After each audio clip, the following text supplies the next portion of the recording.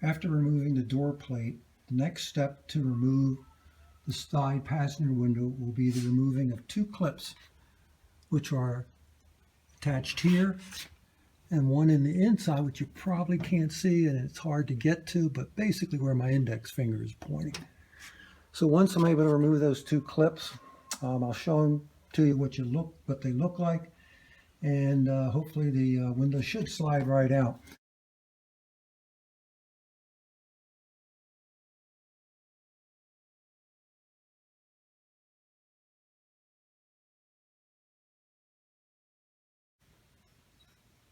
Once you've removed the 4 screws that hold in the window regulator, once being compressed, will very easily slide out of this opening of the door. And as you can see, here's the regulator finally out of the door panel.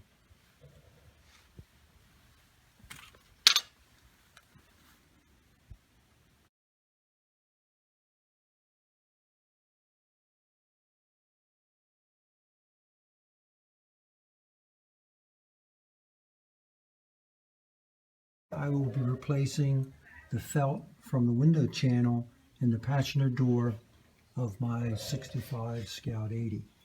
As you can tell, I've already started the dismantling of the door by removing the window regulator, which I'm rebuilding and will explain or show in a later video the steps I took to restore it. And I have already taken off the screws that hold the door molding, which once I've removed it, it will give me more light so that I can see into the inside of the car. In order to remove the window channel, there are 3 screws, one at the very top, one by the door latch apparatus, and one at the very bottom,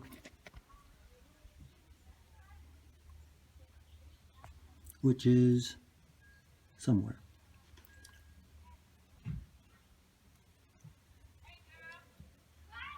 Which is right there. Okay, I've removed the window channel from the door, and I did not realize at the time, but what I had to do also was I had to remove the window seal that has the clips attached to the door so that I could pull the window channel up through the opening in the doorway. As you can tell, the channel is pretty worn, pretty well used, not even sitting in there properly anymore.